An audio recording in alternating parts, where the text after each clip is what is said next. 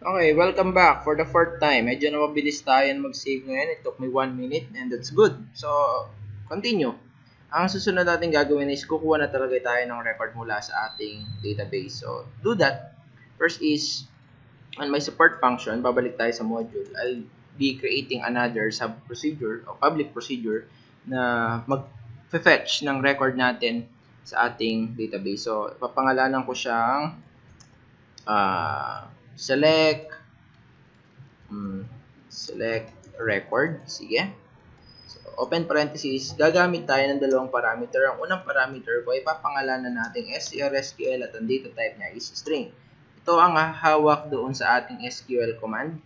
And then, remember, when you perform select, it is a query type. So, ibig sabihin, may ibabalik siyang output or result. And that result is a record set or a result set na kailangan ay may hawak sa kanyang isang record set. So, kukuha tayo ng reference sa kabila, sa kabilang form na kung saan siya tatawagin. So, that would be by val rs, as rs means record set or result set, as adodb.record set. So, we close parenthesis and then enter. Again, gagamitin natin ang property ni with. So, with rs. So, ito yung mga bagay na kailangan natin gawin. Una, i-test natin if rs.state is equal to open, which is 1, then dot close. And then, that's it. So, this is a one-line if. When I say one-line if, you can specify if and then your condition, and then the word then, and then your statement. Puro dami ng then na yun, But you don't have to close it with end if since isa lang naman ang gusto mong ipagawa.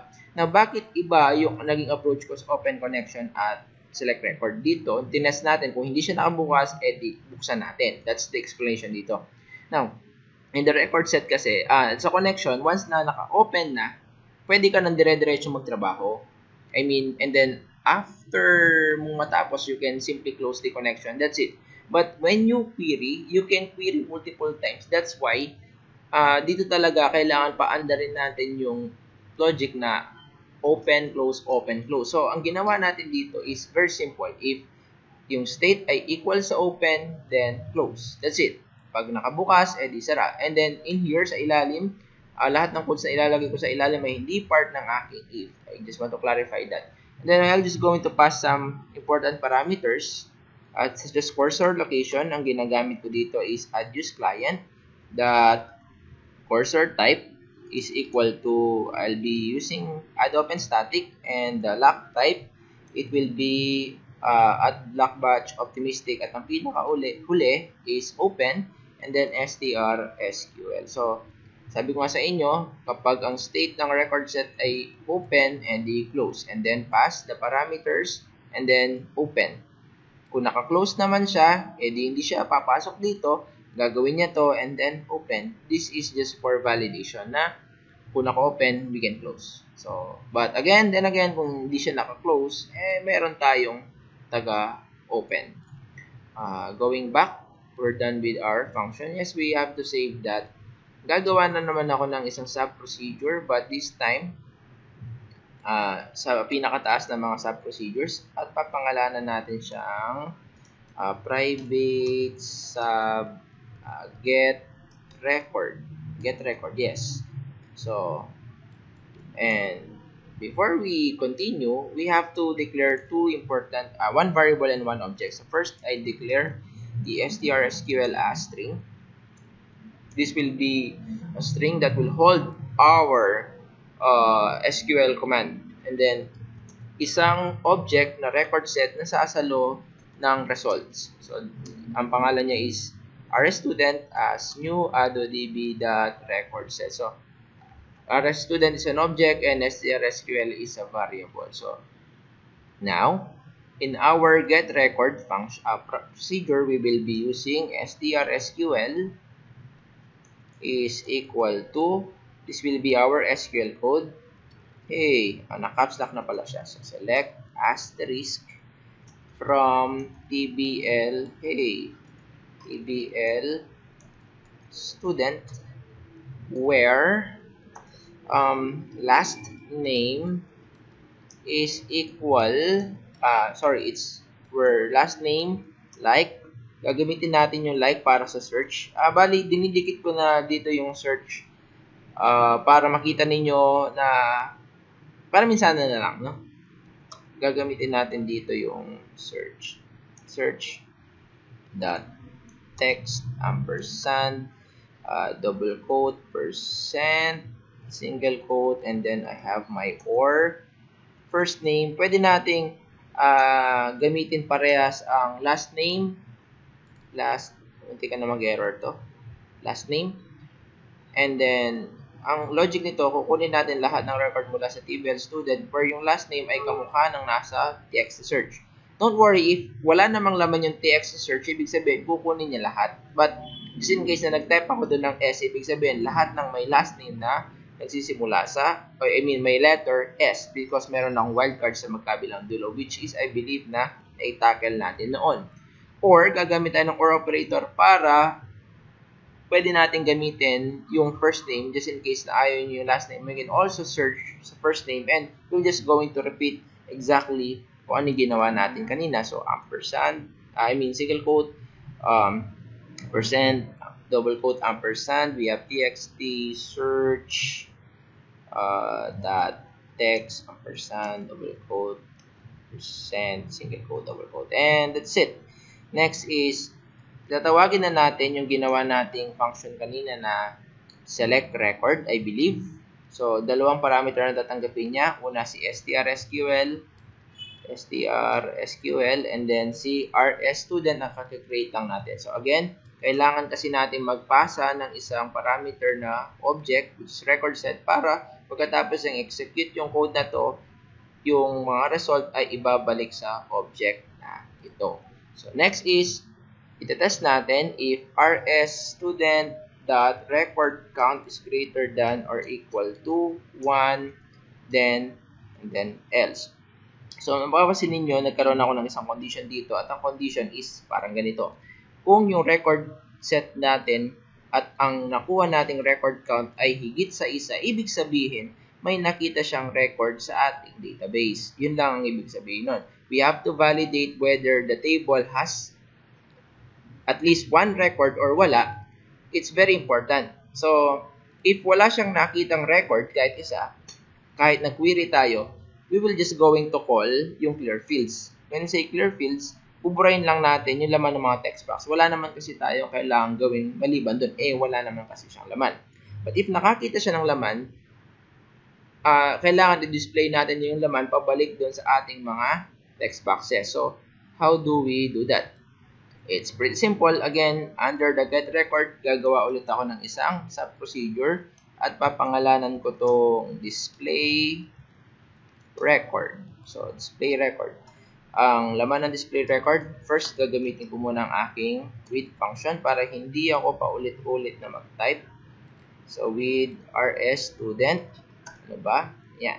So, gagawin natin ay simple. So, since ang recipient ng values yung mga text box, tawagin lang natin ang isang text box. Kunwari, txt last name.text ay equal kanino?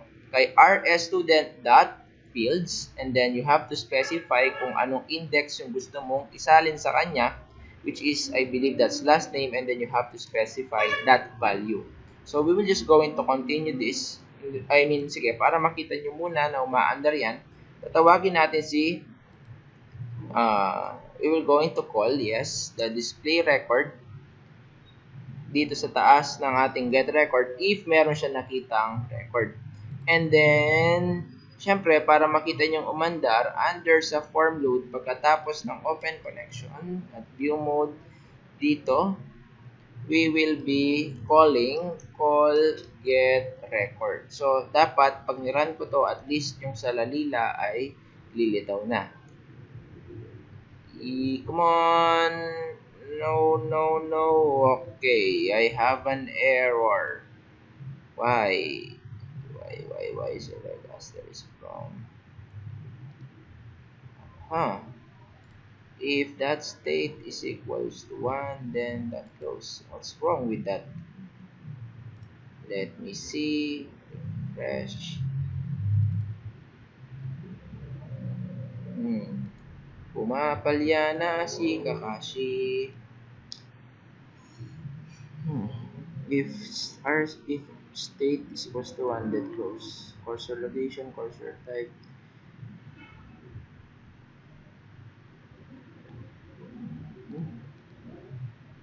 Open connection, tapos get record. So, siya ay get record. Gagawin niya to, select record. Ang pangalan nun, select record, tama naman. Isa pa nga. Dapat ay wala siyang error. The connection cannot be used. Oh no, whoa. The reason kung bakit siya nag-error is because dahil wala siyang active connection. Active connection is, since meron tayong connection object, maalala ninyo, this represents our connection. You have to equate that doon sa property niya na active connection. Since record set siya, kailangan alam niya kung sino yung magiging connection object niya. So, I just forgot that part. I'm sorry, MTRCB, and I believe this will run. I promise. So, that is Salalila. And that record came from our database. Yeah, baby, yeah. Hey, yan. Tagal. Napapagalan ako sa i5. Kailangan ko talaga supercomputer. Joke. First name, dot text. So we're just going to repeat this sequence. So that fields first name dot value txt gender.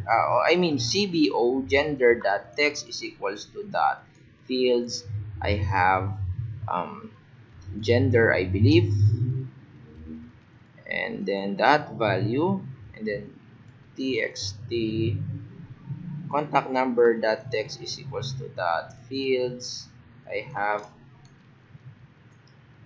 contact number dot value. Okay, so if I run this again, mapapansin niyo is dapat kompleto na yung mga record natin doon sa ating field. So that's it. And then next is gagawin naman natin yung i-display natin yung records dito sa ating list view. So ito medyo magiging madugo yung part na to. If wala kayong tissue, you have to provide yourself a tissue, no? Joke lang. Tinatakot ko lang kayo. So bakit pala list view? May mga iba ako nakita sa inyo, hindi lang sa inyo. Yung iba, they prefer using a control or an object which is, ang pangalan is, ano nga kasi ang tawag doon? Come on, think.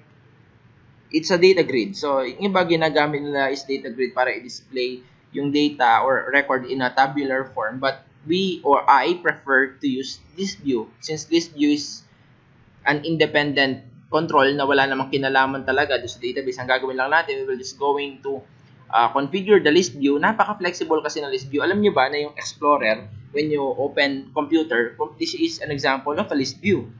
So, you can click right-click view, you can go to details, you can go to tiles. So, this is an example of list view. Yung flexibility ng list view, yun yung habol natin. Besides, mas magaan mag-run para sa amin ang list view, I believe. Correct me if I'm wrong, but sa ilang taong pag-code namin, mas nagiging mabilis ang response ng list view sa amin kumpara sa data grid. Okay, so we will be using list view. And iba po ang list box sa list view. Ang list box, makikita nyo, meron siya parang isang line dito, pero ang list view is wala. So, again, go back. We will be creating two subs. Una, private sub lstb student list header. Una, kailangan gawin muna natin yung header niya. To do this, we will be using with again para hindi tayo nahihirapan. So, ano yung mga bagay na una natin kailangan gawin? Una, we have to set the view na maging equal kay details. Ang details, ito yung may column at may row. Ibig sabihin, magiging parang table-like siya. Next, we will going to make the grid lines visible, and we will going to enable full row select. Why? I forgot to put equal to true. Yes. And then next is I'll going to put dot column headers column dot clear. Ang kailangan natin gawin is i-clear muna siya for the first time. Then bago tayo mag-add ng column, kailangan na clear muna. Kundi magre-repeat lang siya ng paulit-ulit. So, next columns dot add. Ano yung mga columns na gusto nating ilagay? For example, I need to display the last name. Sige. Ang width kunwari is 100. And then, copy, paste. Copy, paste, paste, paste. And then, papalitan lang natin to ng first name. Papalitan natin to ng gender. Hey, spelling hanggang ngayon. Contact number. And if hindi pa natin makikita. So, we have to call this first sa function natin na get record. Bakit? Explain natin yung hierarchy. Pagka-load ng form, mag-open siya ng connection, ilalock niya yung field, i-generate niya yung gender na male-female sa combo box, and then yung view mode, ito yung pag-set ng visibility ng mga buttons, and then i-get niya yung record. So pagpunta kay get record, mag-query siya, select asterisk from TBL student. That's it. So if may nakita kang record, tawagin si display record. Oh, wow, I'm sorry. So if may nakita kang record, mula sa aking record set, ipasa mo yung laman sa mga text box. So, lalagyan niya lahat ng laman ang mga text box. So, pag natapos niya yung job, babalik siya dito. And then, after niya matapos yun, tatawagin naman niya yung ating LST student list header. So, pupuntahan niya to. And then, isiset na niya yung mga bagay na kailangang iset. Una nga is yung view, dapat maging details para maging parang table-like siya. Grid lines para maging mukha siyang table, kailangan visible yung grid lines, full row select. Pag na-click ka ng isang record, kailangan yung buong row ay selected. And then we just added 4 columns, which is yun yung magiging itsura ng table natin. And i-run natin para magkaroon kayo ng idea kung paano siya lumitaw. And boom, boom, boom, boom. Ito po siya, no? So, I believe na nakukuha nyo na ng paunti-unti ang ating topic. If you want to disable the column resize, that's possible. Wala namang problema sa bagay na yun. And lastly, do not forget in this part to clear the items. Dito tayo mag-clear ng items para doon sa mamaya. So, we're done with the header. Next, we will going to print yung content sa loob. So, private LSTV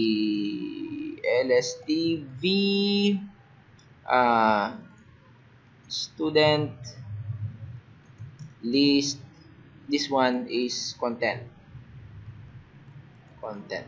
And that's header. This time we will, wow, I forgot the word sub, kaya hindi siya nag-create ng sub procedure. And that's it.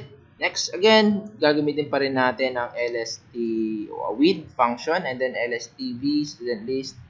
Next is before that we have to declare a variable. So, hey, ano bang pinagagawa mo? Name CTR as integer. At si CTR ay bibigyan natin ng initial value na 0. So, mamaya malalaman nyo kung bakit meron tayong ganyan. So, next is, we will going to add an item. So, items.add. And then, sa loob ng items, we will be adding text daw. Saan natin kukunin yung text? Kay rs_student.fields element, or index, last name, value. If I do this, by the way, again, pag gumawa ka na sa procedure, wag niyong kalimutang tawagin yan sa taas. Otherwise, hindi siya aandar. Baka nag-iisip ko, ba't hindi lumilitaw yung ginagawa ko? Malamang, baka hindi niyo siya tinawag sa ating procedure. So, ito yung isang record, o unang record natin, which is sa lalila. So, nagkakaroon na ng drawing. Nakukulay na ating drawing, no? Ayan. We will just going. Now, the problem is, there's the trick. If you don't know how to do this, mababaliw ka, hindi mo to kayang, hindi nyo to basta-basta magagawa, sorry. It's because the first item will be .add, but yung mga consequent, yung mga susunod na item, consequent items, such as first name, gender, and contact number, it's not just simply add. So, to add text para sa kanila, ang gagawin natin is, they will become, so, we will be making, wait lang, add, okay, sige. Upon adding add items, we will going to call CTR, and then sub items,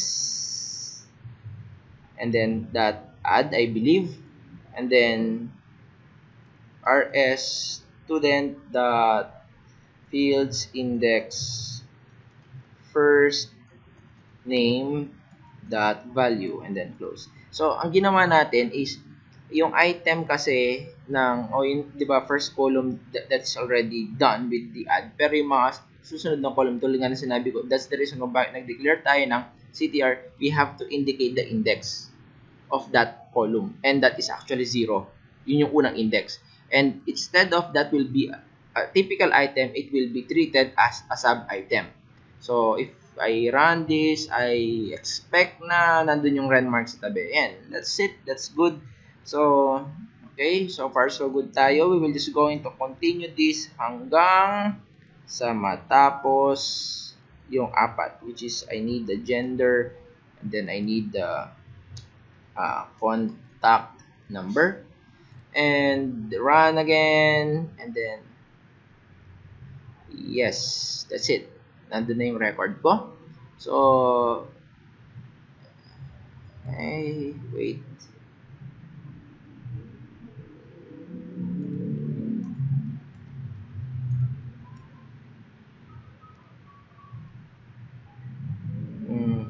Okay, wala lang.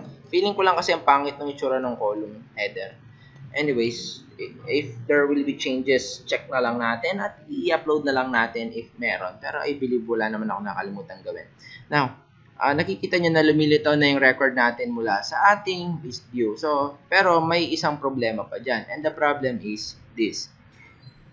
Umaandar yan kasi isa lang ang record na nilagay ko. But, what if nag-record na ako ng dalawa? For example, I added Sir Charlie, so Tulyao, Charlie, male, and then 009, blah, blah, blah, blah, and close this.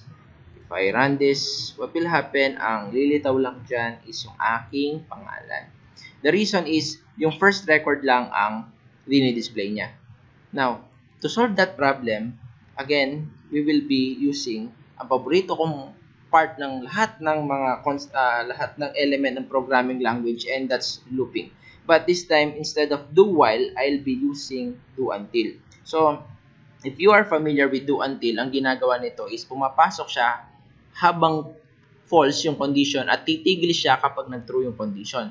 So, much better if we will be using until dito. I did not say na hindi aandar yung while, but mas madali siya kasing gamitin kapag until. Parang ganito. Do until rsstudent.eof is equals to true. Anong ibig sabihin ng pinagsusulat ko na to? Gawin mo daw yung code na to ng paulit-ulit habang yung rsstudent ay hindi pa nasa end of file. End of file means dulo. At ang dulong record sa ngayon is yung kay Sir Charlie. So, again, sabi nga sa inyo, mas madaling intindihin ang paggamit ng EOF. Kasi kung gagamit ka dyan ng while, you will still using not operator para malaman mo kung tapos na siya or hindi. Next is we need to set the rsstudent to move to the next record. Bakit? Kasi ang nangyari, dinisplay si Renmark. Tama? If hindi natin tatawagin yung move next, what will happen? Hindi naman siya magluloop. Hindi niya abutan yung EOF, and that will cause us an infinite loop, and that's a no-no. Next is do not forget to increment your CTR, otherwise we will going to have a problem, no? Dahil lagi siyang babalik sa 0. So, if we do that, and before I move on dito, after ng looping, it is always good move na ibalik ang record set sa first record. Para pag natapos niya yung loop, babalik tayo sa first record para hindi tayo nagkakaroon ng aberya or problema. So, if you run this, again, ito na ang record naming dalawa. Although, again, there will be some problems dito. Such as kapag wala siyang nakitang record, what if wala kang nakitang record, diba, if record count is not equal to 1, sabihin wala pang record, hindi papasok yan dito. Now, naisip-isip ko lang na dapat itong header ay at least man lang na nakalabas sa loob ng if, meaning with or without record, nakakita siya o hindi siya nakakita ng record, dapat ma-display yung header para yung content ay magdi-display lang kung meron siyang nakitang record. That's why noon magkasama lang yan, pero this time na pag-isipan ko na paghiwalayin yung dalawa, yung head at saka yung body. So, lastly, before go stop yung aking tutorial, medyo mahaba-haba nga yung tutorial ngayon, paandarin na natin yung gamit ng search. So, napapansin nyo, hindi pa siya umaandar. The reason is, wala pa naman tayo nilagay na code dyan. So, to put code in the search box, we just have to, text box, we just have to double click that. Then, it will going to create, let me check, baka paranoid lang ako. Okay, very good. Text change, it will going to create an event named text change, and we really need that text change. So, siguro mas maigi if nasa ilalim siya ng form load. I-paste ko siya sa ilalim ng form load, although wala namang bearing yun. I-call ko yung aking function na get record. Why? Bukod sa form load, whenever you type anything on your search box, kailangan tinatawag niyo yung get record para ma-execute yung ating select, in order for us to salalita. Okay? So, as you can see, our search box is already working. If nag-type ako ng isang record na not existing, ito yung reason kung bakit pinaghiwalay ko yung header at saka yung aking content para nag-display pa rin yung header kahit wala siyang nakikitang record. So, what else? So, that's all for this tutorial. So, napansin nyo, nakakapag-fetch na tayo ng record sa ating database. Ipopost ko muna tong video na to. Isusunod na natin yung navigation, and then after navigation, we will going to continue for the save and add, edit, and save and remove. Medyo marami pala tayong gagawin. So, for the meantime, goodbye. See you later, alligator.